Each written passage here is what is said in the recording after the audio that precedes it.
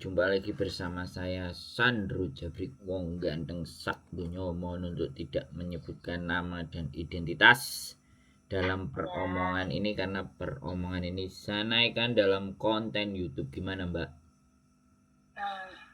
Ini Mas mau nanya, kan kemarin saya sudah lihat YouTube-nya sampean. Siap.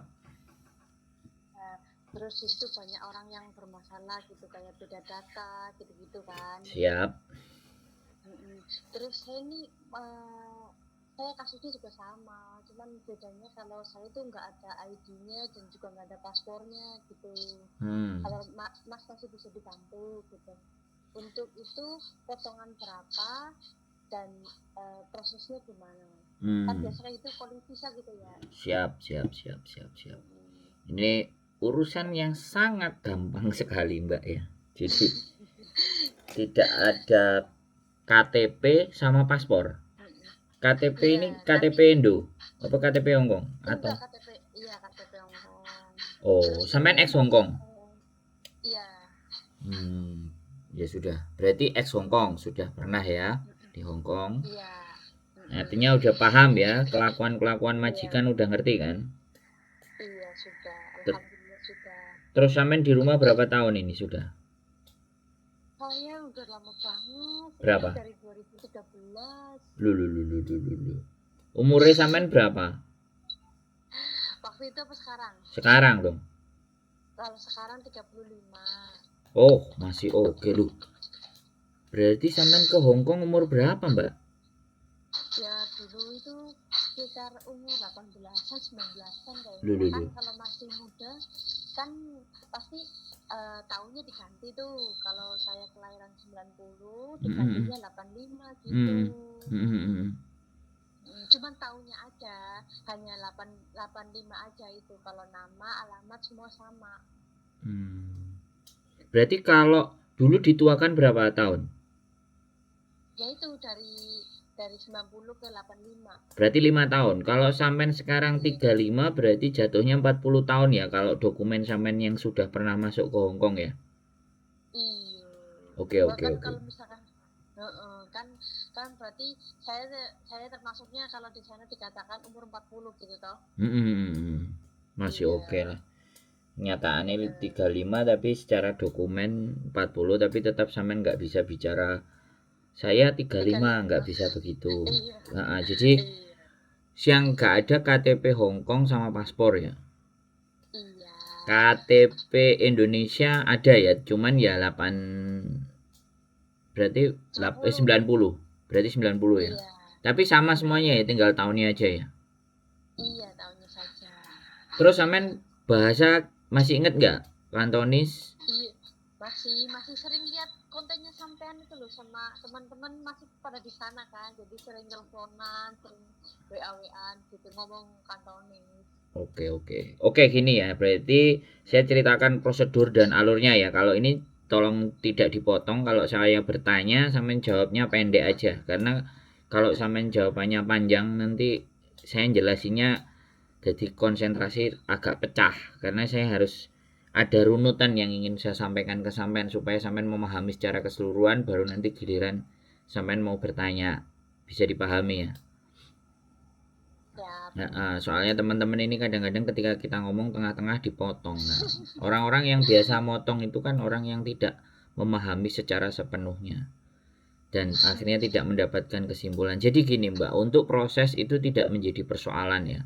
Mau beda tahun, mau beda tanggal, bahkan dokumen yang berbeda pun tidak menjadi persoalan, asalkan konsekuensinya itu bisa diterima. Konsekuensinya itu maksudnya apa? Ya pastinya akan ada biaya pembengkakan.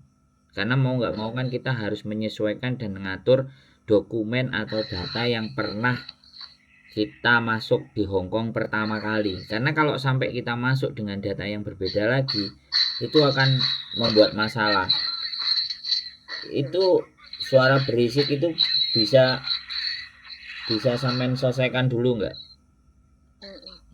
Ganggu konsentrasi soalnya. Jadi sekarang jadi kalau sampean memang bersedia, automatically kan kita harus cari majikan dulu.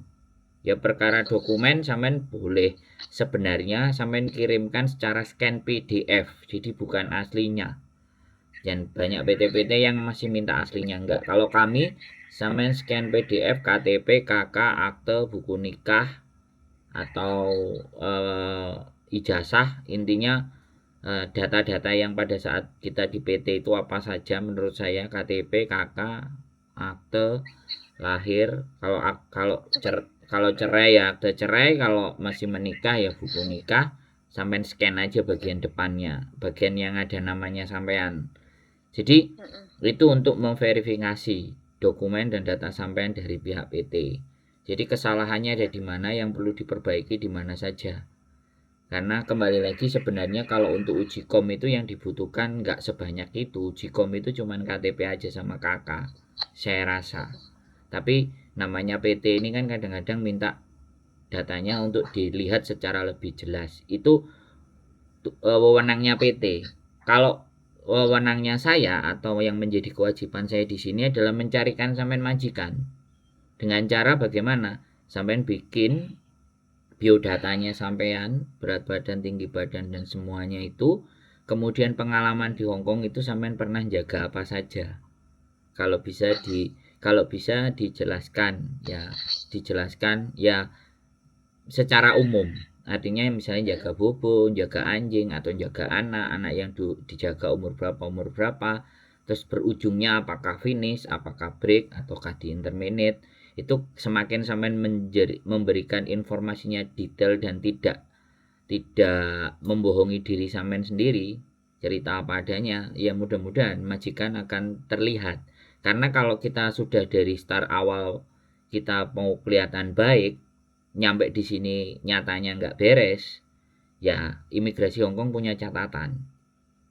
Nah, kalau bukan imigrasi Hongkong punya catatan, majikan juga bisa ngerasain kita itu benar apa tidak. Nah, yang pertama biodata. Setelah biodata sampean bikin video KICU-JK.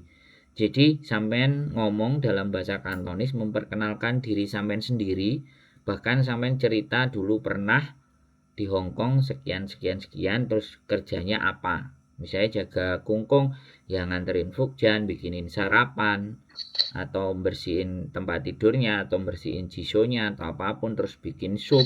Nah itu diceritakan tipis-tipis. Ya minimal video durasi 1-2 menit itu kan kalau orang nggak bisa ngomong kan panjang. Tapi ketika sampean bisa ngomong dan jelaskannya lancar sampean tadi ngomong sama saya, maka majikan akan banyak yang tertarik. Apalagi masih 40 dan sampean ex Hongkong. Nah, kalau sudah dapat majikan, kita pasti akan memake sure, karena kita kadang-kadang tidak mau memastikan dulu dengan majikan bagaimana sampean harus memperbaiki data dulu.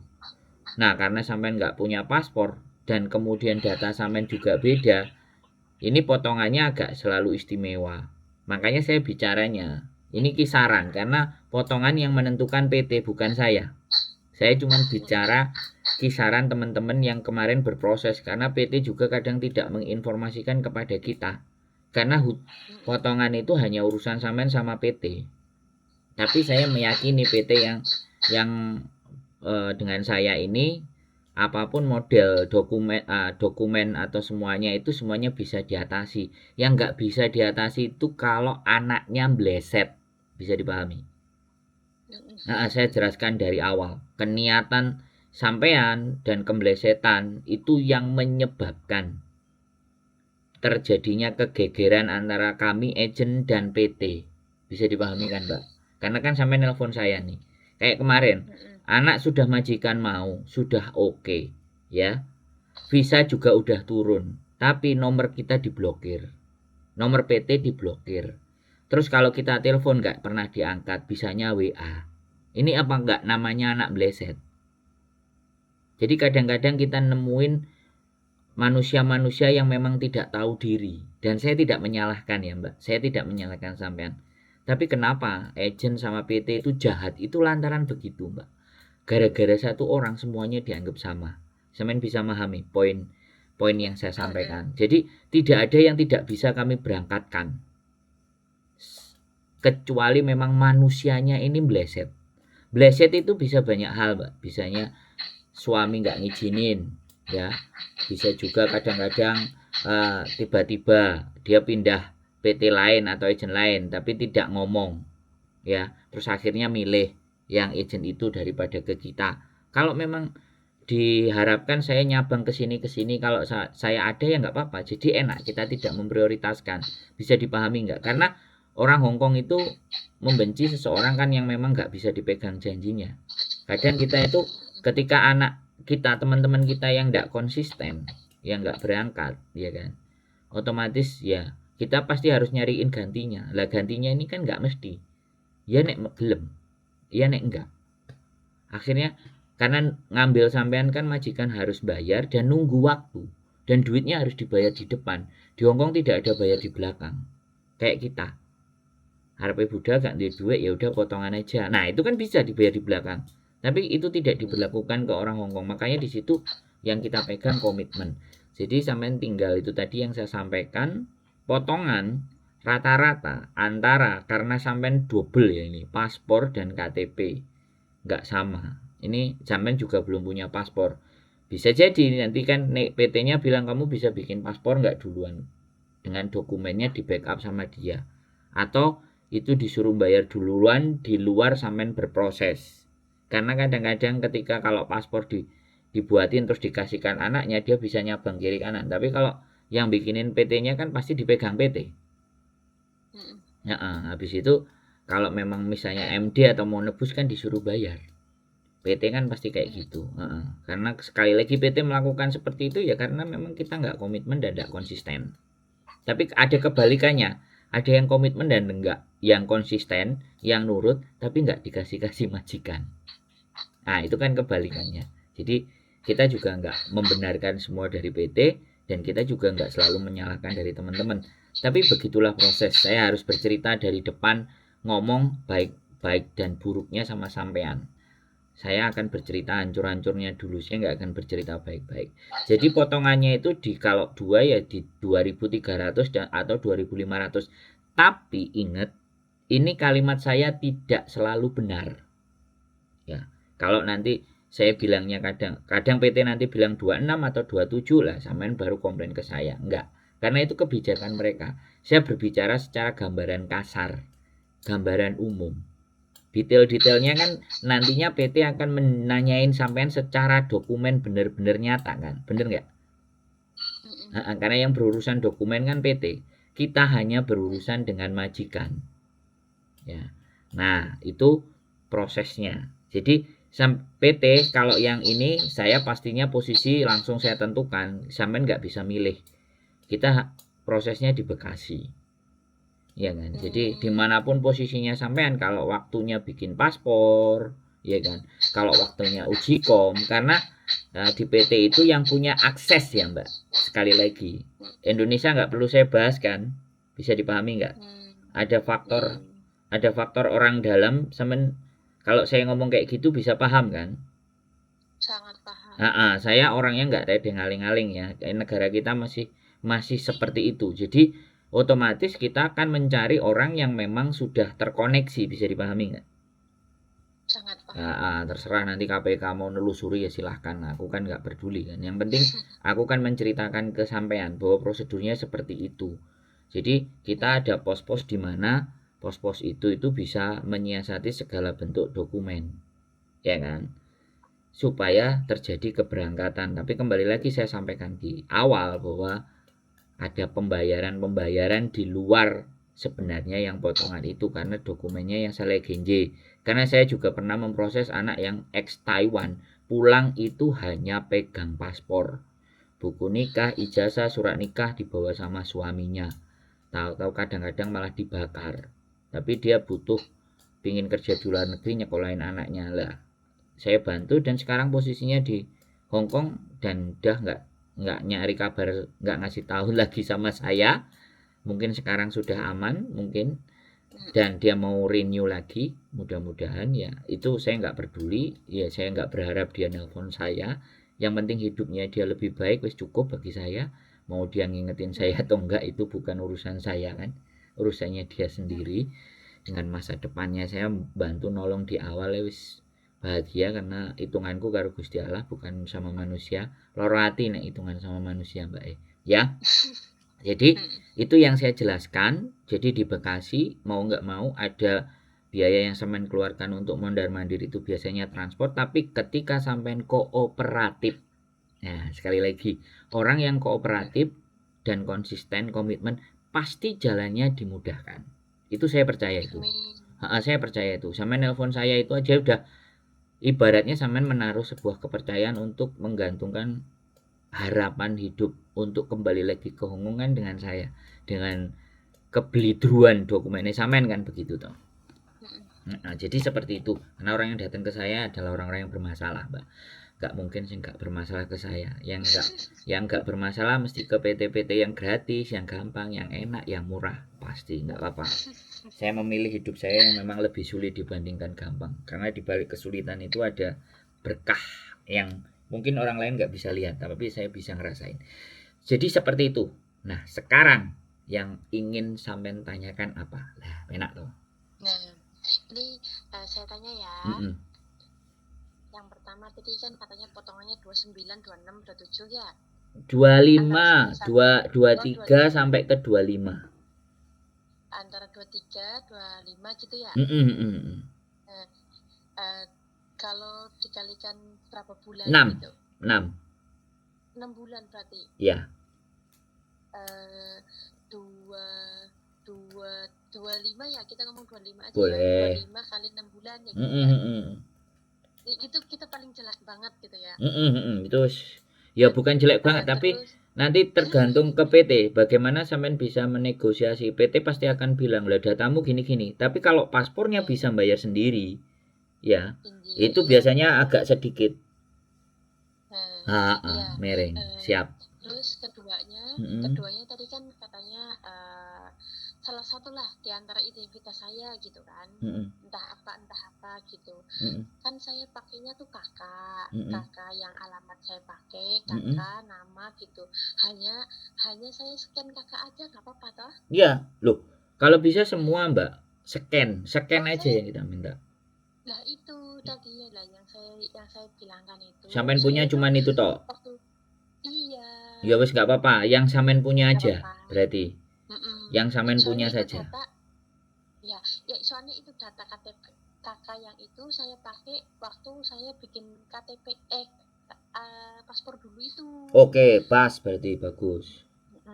Nah, keduanya lagi kan saya nggak bisa milih tuh di mana-mananya. Paling nanti diinfokan kalau misalkan saya harus ke Bekasi atau harus ke Bekasi, harus medical, harus semua pasti saya akan diinfokan, dimonitorkan gitu kan. Iya, betul. Di telepon, "Mbak, besok ke sini, Mbak, bagaimana, Mbak?" begitu gitu. Betul. Iya. Terus keduanya biaya akomodasi hanya biaya akomodasi gitu tah, atau misalkan biaya penggantian apa gimana? Maksudnya yang tadi keluar uang itu maksudnya buat apa? Buat diri saya sendiri gitu atau gimana? Ya, kalau seandainya sampean bisa membayari transportnya untuk riwariwi itu kan jauh lebih bagus. Tapi kadang-kadang wong-wong kan kenyang, minta ke PT. Iya. Otomatis kalau minta ke PT kan pasti akan dihitung. Bisa dipahami nggak? Iya. Nah, ini kan kalau tak jelaskan kan sampean bisa paham kan untuk urusan itu kan? Iya. Jadi intinya saya riwariwi untuk ke Bekasinya, untuk balik saya ke tempat rumah saya itu biaya sendiri gitu tah. Sebenarnya kalau sampean bisa sendiri itu berarti sampean akan mengurangi biaya potongan. Bisa dipahami nggak? Jadi kadang-kadang seperti itu gitu loh. Nah, untuk kejelasan teknis mengenai bagaimana itu, sampean nanti pasti akan komunikasi dengan orang PT. Pasti itu. Dan sampean bisa menanyakan secara detail ke mereka, karena kadang-kadang mereka juga tidak menginformasikan kepada saya. Nah, karena case-nya juga berbeda-beda. Jadi tidak bisa menjadi sebuah patokan. Yang jadi patokan tadi itu pasti Bekasi jelas. Prosesnya ada di situ itu jelas. Orangnya saya tahu. Ya, saya nggak bisa jelaskan secara detail, Mbak. Tetapi saya bilangnya ke sana. Dan beberapa teman-teman yang proses pun kadang-kadang naik travel Kemarin ada yang datang sampai jam 3, jam 4, datang ke tempatnya, belum dibuka, malam-malam nelpon kita. Jadi makanya dikoordinasikan juga, kalau semisalnya datangnya jam berapa, sekalian ayo podo bisa berpikir sendiri gitu. Bisa dipahami nggak? Jadi jangan segala sesuatu digantung.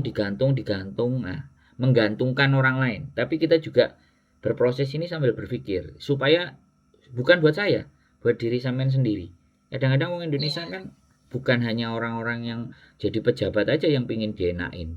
Bahkan orang yang nggak punya duit aja pingin dienakkan. Bisa dipahami nggak maksud saya? Mohon dimaafkan kalau seandainya kurang SDM-nya kurang. Lah, makanya kan maksud saya gini loh, kalau masalah biaya itu kan bisa didiskusikan dan dibicarakan baik-baik kan. Selama kita memang bisa komitmen, menurut saya tidak menjadi persoalan. Nek aku ngomong sama-sama ini kan enak, rodo iso, tapi kembali lagi ini lagi butuh kan, nggak ngerti juga. Nanti nek wis di tengah kan sampean baru nelpon saya hari ini kan seperti itu. Tapi kalau sampean melihat perangai saya kan di konten sudah ada 6.000 konten. Setidaknya kan bisa dipahami manusia ini nih sandro wong ganteng sak donya iki modelnya kayak opo itu kan bisa dilihat. Bisa dipahami kan? Jadi kayak gitu Mbak cerita saya. Lanjut, ada lagi yang ditanyakan tadi. Terus gini, intinya tadi saya kan bahwa saya mengakunya umur 40 sesuai dokumen saya kan. Benar, bahwa sekarang saya 35 tapi sedangkan di paspor kan 40. Terus ya sesuai prosedurnya itu kan. Terus yang keduanya, saya cuma punya kakak aja. Nanti saya scan kakaknya aja ya. Pokoknya yang sampean punya aja. Dan nanti kita akan pasti akan setor ke PT. Nah, datanya ini Pak, gini. Bagaimana? Dia PT pasti akan kalkulasi dan ngelihat. Begitu dia kalkulasi nomor anaknya berapa. Nah, ketika dia sudah nomor anaknya berapa, kemudian sampean divalidasi segala sesuatunya, baru PT akan menginfokan ke kita, oke, ini layak, boleh dicarikan majikan, baru bisa dipahami. Iya, sangat bisa pahami. Oke. Mas, boleh saya request nggak? Boleh apa? Boleh request. Requestnya apa? Requestnya, ini kan Mas posisi sekarang di Hongkong. Betul. Sedangkan Mas yang bakal mencarikan majikan buat saya. Betul. Nah, boleh nggak saya mau jaga anak yang sekitar umur 1 tahun 2 tahun gitu? Oh, boleh. Boleh. Kalau request itu biasanya ditanyain sama bojo saya. Terus lanjut. Ya, ini sekalian aja. Jadi yang posisinya itu jangan jauh-jauh. Semisal nih saya masih posisi potongan dan harus libur gitu kan, liburnya paling kalau misalkan kayak Yunlong, kayak Lamtin itu kan sangat jauh. Kalau bisa sih daerah Mongkok, Causeway Bay, Wancai juga gitu. Jadi saya nggak memakan uang banyak, boleh nggak? Maaf ya sebelumnya. Nggak apa-apa. Udah? Iya. Requestnya udah? Ya, itu minta kamar sendiri sih gitu. Oke. Nggak ada masalah Mbak. Jadi sampean request 1 sampai 10, 1 sampai 20 nggak apa-apa. Tapi kalau lama dan nggak cepet dapat, jangan kami yang disalahkan ya. Karena orderannya sampean itu pastinya ketika kita ngelihat majikan tidak sesuai dengan orderan sampean, maka kita nggak akan kasih. Rata-rata teman-teman yang order kayak gitu ya nggak apa-apa. Makanya kan saya selalu bilang, kalau sampean bisa nyabang kiri, kanan, dan atas bawah, lebih baik sampai nyadang. Kadang-kadang orang-orang itu mau kenapa?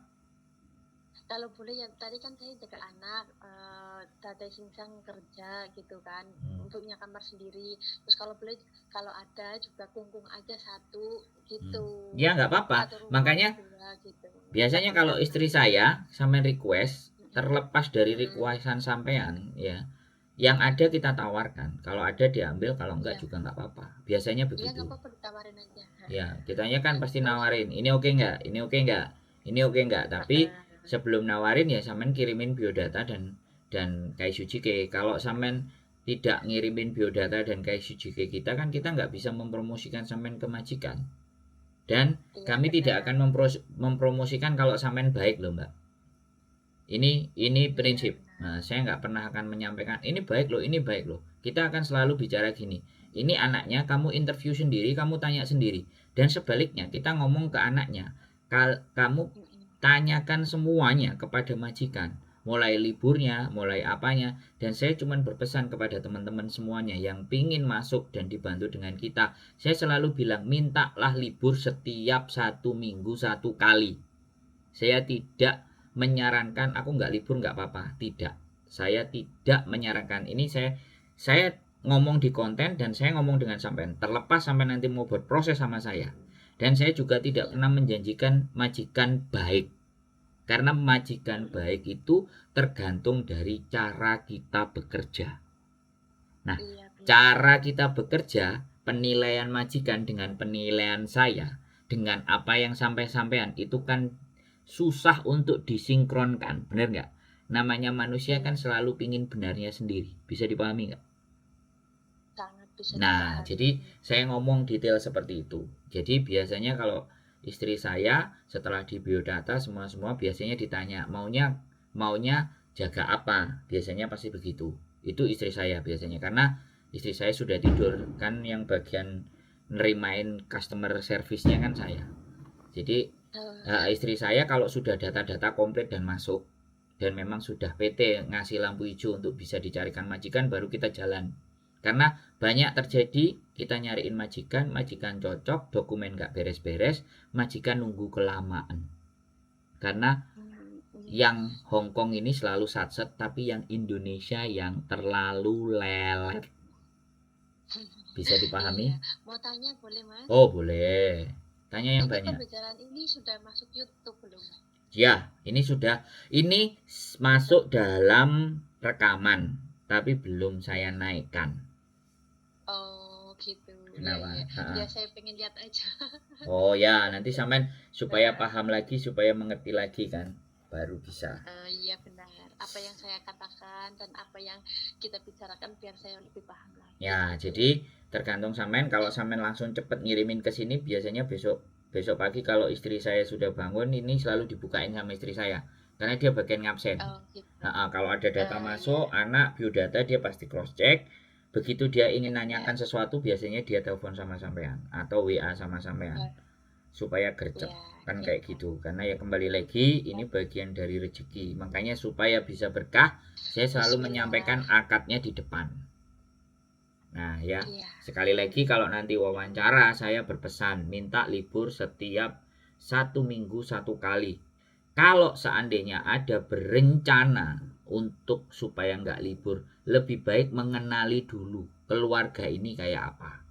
Jadi jangan memutuskan untuk saya nggak libur nggak apa-apa, karena iya kalau baik, kalau nggak baik stres. Saya tidak menginginkan membantu orang untuk proses tapi stres. Terus yang harus paham lagi, ada uang makan, ada juga hari Minggu nggak boleh kerja. Ya, itu dinegosiasikan sendiri. Jadi jangan di belakang grundel. Saya tidak suka. Ya, saya selalu berbicaranya di depan. Kalau ada yang tidak jelas boleh telepon, boleh WA. Tapi kalau kebanyakan nanya, dijelaskan berkali-kali, artinya manja. Bisa dipahami nggak? Kita punya kesimpulan, orang yang mau berangkat kerja beneran sama orang yang mau berangkat kerja hanya pingin rekreasi dan jalan-jalan, itu pasti auranya beda.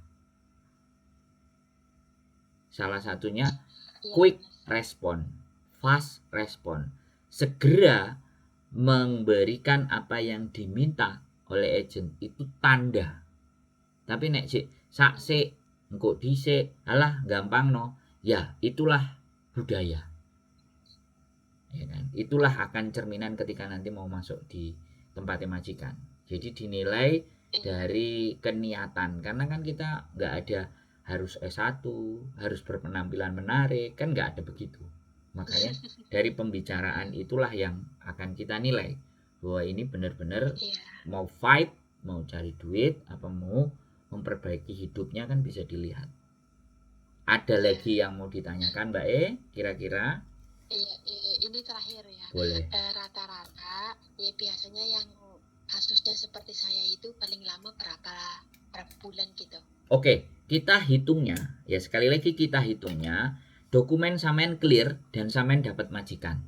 Kita terhitung dapat majikannya, kita memutuskan untuk dapat majikan itu setelah dokumen sampean clear. Nah, dokumen itu clear tergantung dari sampean. Seberapa quick responnya. Karena ini pasti ini pekerjaannya PT, Mbak. Jadi PT itu kalau sudah ada anak ready, maka mereka akan satset. Nah, itu tergantung sampean. Nah, kita menghitungnya dari majikan yes. Jadi bukan strukturnya dokumen sampean beres apa enggak loh ya. Karena beresin dokumen itu juga tergantung sampean. Lah nek sampean gak gelem budal. Lah nek wis dijadwalno tapi sampean moh kakean alasan, kan itu juga tidak masuk hitungan. Bisa dipahami enggak? Kami menghitungnya ketika majikan deal dari sampean interview.